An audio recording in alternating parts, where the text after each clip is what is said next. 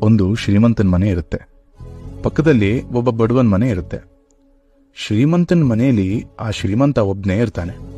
ಆದರೆ ಬಡವನ ಮನೆಯಲ್ಲಿ ಹೆಂಡತಿ, ಮಕ್ಕಳು, ಅಣ್ಣ, ತಮ್ಮ, ಅಕ್ಕ ಎಲ್ಲರೂ ಸಕುಟುಂಬ ವಾಸಿಸುತ್ತಿರುತ್ತಾರೆ. ಶ್ರೀಮಂತನ ಮನೆಯಲ್ಲಿ ದುಡ್ಡಿಗೇನು ಕೊರತೆ ಇಲ್ಲ. ಒಳ್ಳೆ ಸಂಪತ್ತು, ಬಂಗ್ಲೆ, ಕಾರು ಎಲ್ಲವೂ ಇರುತ್ತೆ.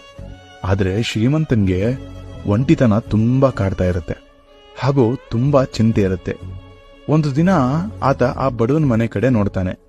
ಅವರೆಲ್ಲ ಬೆಳದಿಂಗಳ ಊಟ ಮಾಡುತ್ತಾ, ಎಲ್ಲರೂ ಖುಷಿಯಾಗಿ ನಗುತ್ತಾ ಮಾತನಾಡುತ್ತಾ ಆರಾಮಾಗಿರ್ತಾರೆ. ಇತ್ತ ಇವನು ಶ್ರೀಮಂತ ಅದನ್ನ ನೋಡಿ ಅನ್ಕೋತಾನೆ, ಇಷ್ಟೆಲ್ಲ ಸಂಪತ್ತಿದ್ರು ನಾನು ಒಬ್ಬಂಟಿ.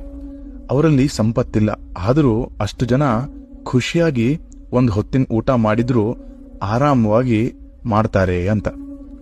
ಕೆಲವೊಮ್ಮೆ ಎಲ್ಲವೂ ದುಡ್ಡಿನಿಂದ, ಸಂಪತ್ತಿನಿಂದ ನಮ್ಮ ಖುಷಿಯನ್ನ ನೋಡೋದು ತಪ್ಪು.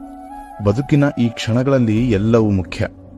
ಅಪ್ಪ ಅಮ್ಮನ ಪ್ರೀತಿ, ಅವ್ರ ಕೈ ತುತ್ತು, ತುಂಬಿದ ಕುಟುಂಬ, ಆ ಮಾತು, ಆ ಹಾಸ್ಯ, ಇವೆಲ್ಲದರ ಜೊತೆ ಬದುಕಲು ದುಡ್ಡು.